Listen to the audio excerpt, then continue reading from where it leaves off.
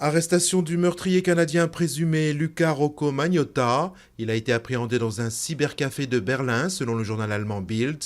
Le jeune homme de 29 ans est soupçonné d'avoir tué et dépecé un étudiant chinois à Montréal. Jérôme Kerviel, de nouveau devant un tribunal, près de 2 ans après son premier procès. L'ancien trader de 35 ans a nié sa responsabilité à l'ouverture du procès en appel, tout en admettant avoir joué trop gros. En 2010, le tribunal correctionnel l'avait condamné à 5 ans de prison, assorti de près de 5 milliards d'euros de dommages et intérêts. La question syrienne au cœur du 29e sommet entre l'Union européenne et la Russie à Saint-Pétersbourg. Les leaders européens tentent de convaincre les Russes d'infléchir leur soutien au président syrien. Herman Van Rompuy exhorte l'UE et la Russie à associer leurs efforts pour éviter la guerre civile en Syrie.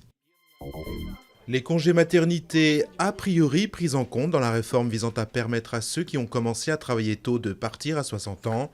C'est ce qu'a annoncé la porte-parole du gouvernement Najat Vallaud-Belkacem. La question reste de savoir sur quelle durée exactement une concertation est prévue. Joe Wilfried Tsonga, premier Français depuis les années 20 à atteindre les quarts de finale des 4 tournois du Grand Chelem. Le numéro 5 mondial s'est qualifié à Roland-Garros face au Suisse Stanislas Wawrinka. Il affrontera mardi le numéro 1 mondial, le Serbe Novak Djokovic.